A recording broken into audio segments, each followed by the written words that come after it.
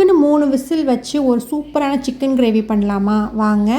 ஒரு மிக்ஸி ஜாரில் 2 கைப்பிடி அளவுக்கு சின்ன வெங்காயம், 1 கைப்பிடி அளவுக்கு புதினா, 4 முந்திரி பருப்பு, கசகசா 1 ஸ்பூன், தேங்காய் 1 கைப்பிடி அளவு, 1 தக்காளி போட்டு இது மாதிரி நல்லா அரைச்சி வச்சுக்கோங்க.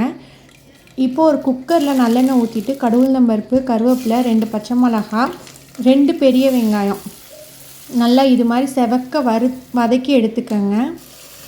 இப்போது இது கூட 2 பெரிய சைஸ் தக்காளி, இஞ்சி பூண்டு பேஸ்ட் எல்லாம் போட்டு வதக்குனதுக்கப்புறம் நான் இது கூட சக்தி சிக்கன் மசாலா மட்டும்தாங்க ஆட் பண்ண போகிறேன். வேறு எதுவுமே எக்ஸ்ட்ரா ஆட் பண்ணலை.